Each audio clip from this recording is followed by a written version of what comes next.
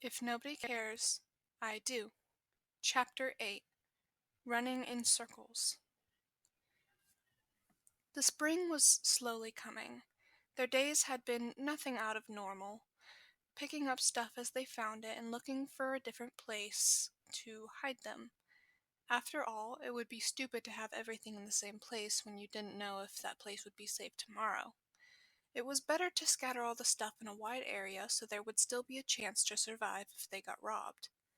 But most of all, they were scouting places to find shelter if one reason or the other forces them to move or abandon their current place. Izuku had healed from his cold quickly after Katsuki got him the meds that he needed. A few weeks in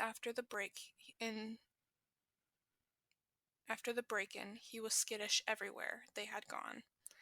He was sure that as soon as some police or hero would look in his direction, they would recognize him and he would get captured. But as the weeks went on with no aftermath, he was starting to relax, and after a while, he forgot the thing altogether. He has been teaching Izuku some self-defense. It's not like he would let anything bad happen to the nerd, but there might be a time that he's not around, and he didn't want the boy to feel insecure and unable to defend himself. And Katsuki wouldn't let anyone slow him down either. He wants to know that his partner can have his back like he knows he can have Izuku's. So the nerd better catch up quickly. They were walking around the city when Katsuki heard a yell. A familiar yell that made him panic. "Hey, Kat! Yo, what's up, man? Where have you been?" The group of boys starts to yell as they were getting closer. Fuck, fuck, fuck, fuck. Katsuki yells his legs to move, but nothing is happening. He feels his hands start to shake as he tries to hide them inside his pockets. He's interrupted as he feels someone grab it. Katsuki turns to look at the person who dared to touch him, but the green emerald eyes that stare at him wide and questioning. He doesn't say anything and doesn't turn around to look at the boys that are closing in on them. Suddenly, he's pulled out of his thoughts as the green-haired boy starts to run and drag him along. It takes a few seconds for his brain to catch up, but as soon as they do, he starts to run beside Izuku. He doesn't look where they're going. He just trusts that Izuku would get them to somewhere safe. After a while, they turn into a small alley. They lean onto a wall behind the dumpster, both panting hard. "Did we lose them?" Izuku asks, looking scared at the entrance that they got there for. "I think so. I don't think that they would follow us around. They're too lazy shits for something like that," Katsuki says, but also is watching at the corner of the alley. "Who were those guys anyway? They seem to know you, or at least I think they did?" Izuku asks. Katsuki didn't want to talk about it. It's not like it would mean anything anymore, and he didn't even like the dude. But he also knows that Izuku wouldn't judge him for anything. Maybe. But not for this. He decides to answer. "They were people from my old life. I didn't tell anyone what was going on. Not that it would have mattered. My so-called parents are powerful people. I bet my parents didn't tell anyone that they kicked me out. The hag probably said some bullshit story about me being some rich people boarding school far away or some shit," Katsuki says, not looking at the other boy. It's not like he's ashamed from where he came from. Okay, maybe a little. But somehow, it felt so wrong to complain when he did have many things that others didn't have. He was lonely and didn't get attention or love, really, but he did have at least some food and a bed. He just didn't have loving parents. He knows many people have it far worse. "Oh," Izuku says. He was turning over his hands and didn't seem to know what to say to that, so Katsuki continued. Boarding school would be boring as fuck anyways. It would be filled with stuck-up snobs who think they're better than anyone else. They would think that they own the place, and they would get on my nerves, and I would punch them and get kicked out anyway," Katsuki says, staring at the sky. I would much rather be here with you, he says so quietly that he didn't think that Izuku would hear. Not that he meant him to hear anyway, but by the looks of the nerd's smiling face, he might have heard anyway. Well, well, well, look at what we have here. Suddenly, a sudden sound made them jump, and they both turn around to see where the noise came from. A familiar, dark-haired boy walks over to them from the door they didn't even realize existed. It was located at the other side of the alley, and it was in such a dark corner it might as well be no door at all.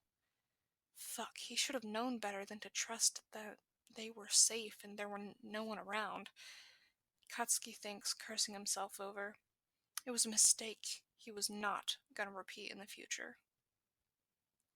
Hey, Toga, isn't this the little mouse you wanted to chase at Christmas dinner? The boy with dark hair asks. He had a long black leather jacket, all black clothes, a few piercings and scars on his face that were currently giving off a creepy smile. The blonde girl with worn-out schoolgirl outfit steps from behind the boy. Fuck. It was the group that chased them out of the soup kitchen at Christmas, and the girl looks as crazy as she did then. Yay, you ran so fast that I didn't get to say hello to the pretty boy, the blonde says, walking towards them. Hey, I'm Toga. Wanna be my friends?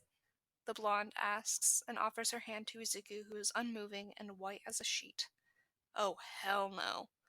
Leave him alone, you crazy bitch, Katsuki says and steps in front of Izuku. His hands let out small popping sounds as a warning.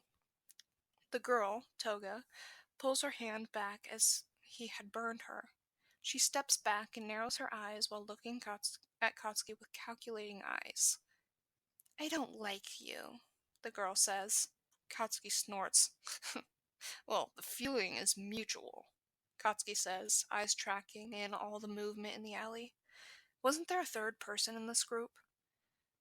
Like he was called over, that boy with half hair red and half white stuck his head out of the door looking over the emo boy and asks, Hey, Dobby, I'm hungry. Can we get soba? The dark-haired man turns around and smiles at the boy. Sure thing, Sho. But could you wait a little? We're in the middle of talking here. It's like the half-and-half bastard just notices them for the first time. Who are they? He asks and points at them. The boy looks like he could be their age, but he seems like a fucking toddler with his questions. Boy, it annoys the shit out of Katsuki, and he hasn't even said a word to him. Some people Toga wants to be friends with, Dobby answers, sounding bored. His appearance is made to look like he didn't have a care in the world, but somehow Katsuki knows that if he made a move to hurt the blonde in front of him, the boy would catch up before he could actually do any harm to her, and he would not. But if he didn't let them go soon, he is prepared to do anything that was necessary to get away. They would not die because of some psycho Barbie, candy cane, and a Scarface with obvious daddy issues. So, how to get away? He might be able to fight off Dobby, but Katsuki knows that the minute he steps out of the nerd's way, the wannabe Barbie would try to catch him. Only if the nerd would run, so he wouldn't have to worry about him. But he knows Izuku. He never fucking listens. So, they were fucked with no escape. Fucking awesome. A loud explosion shakes him out of his thoughts. Did he do that? He's usually good with control and wouldn't let anything that loud escape from him. Nope, not him, because it's shaking the walls now. They hear people screaming and running as they turn to look at the entrance of the alley. This was their chance. He pushes the bitch in front of him hard, grabs Izuku, and starts to pull him towards the exit. He hears Dobby yell something, but it's too loud to hear what. With a quick glance, they turn out from the alley. He sees that Toga has fallen and Dobby rushed out to help her up. It was the last thing he saw before he heard a loud roar somewhere in front of them. Fuck. Maybe it would have been better to stay in the alley. Chapter 9. Save the Princess from Dinonugget. Holy shit! He shouts. There was someone with a quirk that made them big and looked like a fucking dinosaur. The person with the quirk was swinging their hands around, breaking cars and hitting the buildings near them. Loud rumble comes from falling bricks. Buildings look like they're about to collapse as the sound of windows breaking is making people rush over at any direction to get away. A few heroes make attempts to catch the Dino Man, but so far it's no use. Something is smoking not that far from them. People are all shouting and shoving each other out of the way. The Dino Man roars again and starts to walk towards them. Izuku watches as the heroes attempt to distract the beast, but they seem like flies against the big dinosaurs. He starts to mumble about quirks, the dinos, and the heroes. His hand makes unintentional writing movement. As mesmerizing as this was to watch, it would only take a few steps for the roaring man to get where they were. Maybe they should run. Just as he was about to turn and tell Kacchan that they should go, he notices a small child standing in the middle of the street crying. The child was wearing white clothes that are now dirty, probably from falling over. Her hair is tangled up and her red eyes are swollen from crying.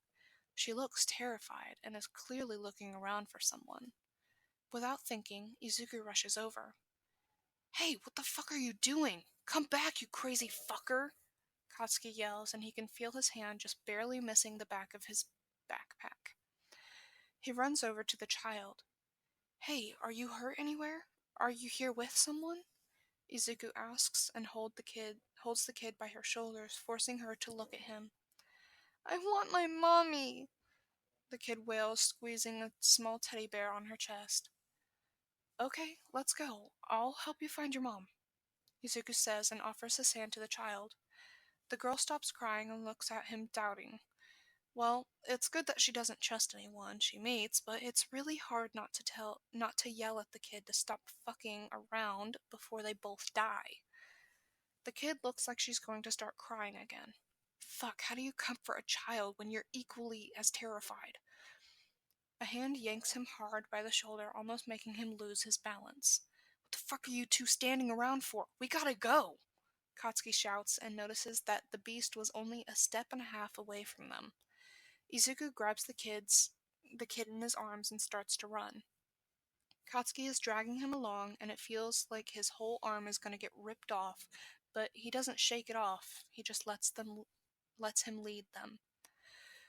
"Who told you that you could come disturb people's peace here, big guy? Come here and I'll show you some manners," he hears a lady's voice say. They stop and turn around just as Mount Lady punches the Dino Man directly in the face. The man shrank out of their viewpoint, and people all around them start to cheer. They look at each other. What the fuck just happened? "Eri!" A blonde woman runs at them as the child in his arms start to squirm and yells loudly, "Mama!" Izuku kneels to let the girl down. As soon as her little feet touch the ground, the kid runs into the woman's waiting arms. "Oh, thank God you're safe. I was so worried when you ran off like that. And then the attack started and I couldn't find you. Are you okay, baby? Are you hurt?" The woman shouts and starts looking for wounds. "I'm okay, Mama. The nice boys over there saved me," the girl says and points at them. Izuku leans over to pick up the stuffed animal the girl had dropped at the sight of her mother and hands it over to her. "Thank you, the both of you. You kept my baby safe. How can I repay you?" The woman looks at them with tears in her eyes. Izuku was so stunned that he couldn't get a word out. He opens and closes his mouth, no doubt looking like a fish out of water. "No need, ma'am. We're just happy that she's safe," Katsuki says, as it was clear that Izuku couldn't say anything. After many thank yous later, they were walking towards the gym for their daily shower. Katsuki hadn't let go of his hand. He also hadn't said a word since answering to that woman earlier. Izuku knew the boy was furious at him. The anger was pouring out of the blonde with every step, and Izuku knew he was about to get the yelling of a lifetime. As like Katsuki had heard his thoughts, he turns around to look at Izuku. What the fuck were you thinking? Katsuki seethes at him. I wasn't, Izuku says and looks at his feet. He feels ashamed that he abandoned the boy when running for the little girl. He knew Katsuki could take care of himself, but it was still not okay. Katsuki had never left him anywhere at any point, and although he was sure that the blonde would understand him, he deserved some kind of punishment, so he wasn't going to argue and was just going to let Katsuki yell at him. Hell yeah, you didn't think, you fucker! You could have died! Katsuki is now yelling. He was so loud that they were lucky that there was no one around, or someone might call the police. You never fucking think. You just rush into things like you're immortal or some shit. Newsflash, asshole, you're not!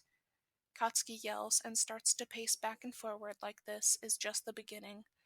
Izuku knows he deserves to be yelled at for making the blonde worry about him, but he's tired, dirty, and he just wants to go home to sleep it off. Everything is suddenly all too much and it makes Izuku snap. Yeah, but so could have that little girl. And I didn't die, did I? So stop fucking yelling at me. Izuku yells back. Katsuki's looking at him stunned. He didn't mean to yell. The adrenaline is just wearing off, and all the events and running around is making him exhausted. I'm sorry I made you worry. You can yell at me tomorrow, okay? But right now, I'm tired and I just want to go home, okay? Izuku says, staring at Katsuki. The blonde stares at him for a few seconds. Fine, let's go. Katsuki turns around and walks towards the gym. They quickly shower and walk home in silence. They don't talk as they eat and climb in bed. Just as he was about to pass out, he feels Katsuki pull him against his chest and hug him tight. He hugs the boy back just as tight. I'm glad that you're okay, nerd. Izuku mumbles back as he finally falls asleep. Alright, that was the end of chapter 9. This was both chapters 8 and 9. If you liked this video, please comment, like, subscribe, whatever you want. And if you like how the story is going so far, please go and give kudos or comment on the author's writing or account. Thank you guys for listening. I'll see you guys next time. Bye!